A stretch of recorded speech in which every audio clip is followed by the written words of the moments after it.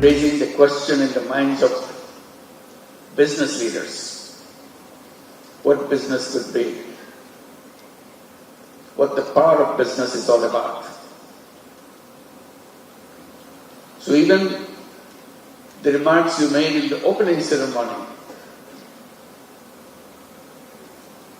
it succeeded in making the message loud and clear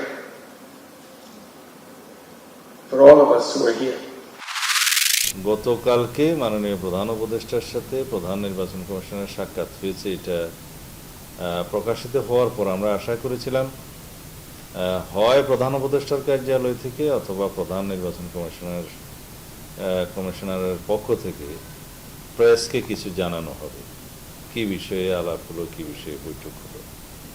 সবাই এখন আমরা ধারণা করে নিচ্ছি মাননীয় প্রধান উপদেষ্টা হয়তো তার মেসেজটি প্রধান নির্বাচন কমিশনারকে জানিয়েছেন ফেব্রুয়ারি 2026-এর প্রথমার্ধে রমজান শুরু হওয়ার আগের সপ্তাহে নির্বাচন অনুষ্ঠানের জন্য প্রস্তুতি গ্রহণের বিষয়ে। এটা আমাদের ধারণা, আমরা জানি না সত্যি সত্যি এটা উনি কমিউনিকেট করেছেন কিনা, এই পরামর্শ দিয়েছেন কিনা বা ইনস্ট্রাকশন দিয়েছেন কিনা।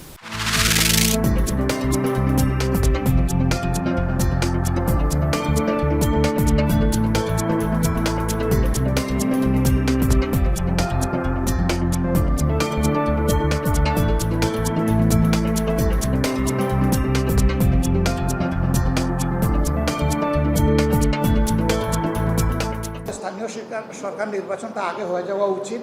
একটা হলো হিউজ পাবলিক সাফারিং হচ্ছে, পুরাপুরি একটা বিশৃঙ্খল অবস্থা জাতীয় সরকারের সকল টায়ারে বিরাজমান। অতি তাড়াতাড়ি এটা সমাধান না হলে জনদুর্ভোগ যেটা হচ্ছে এর দায়িত্ব শুধু সরকারের না, রাজনৈতিক দলগুলোর। জাতীয় সংসদের নির্বাচনের আগে যদি স্থানীয় সরকার নির্বাচন হয় তাহলে এই নির্বাচন কমিশনের বিশ্বাসযোগ্যতা এবং তাদের দক্ষতার প্রমাণ জাতি যাচাই করতে পারবে ইনশাআল্লাহ।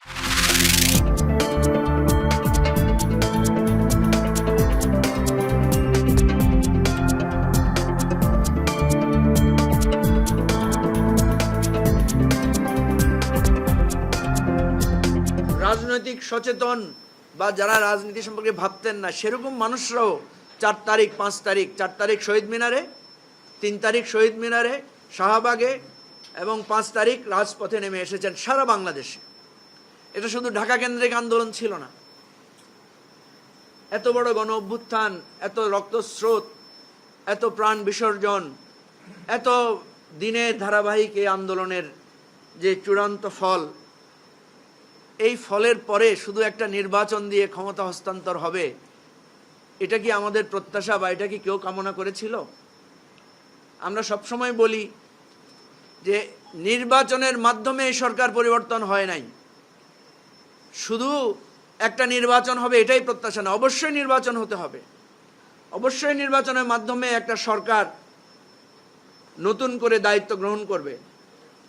কিন্তু তার আগে যে গণ অভ্যুত্থান হয়েছে, যে সংগ্রাম হয়েছে, লড়াই হয়েছে, সেই গণ অভ্যুত্থানের প্রত্যাশা আমাদেরকে পূরণ করতে হবে।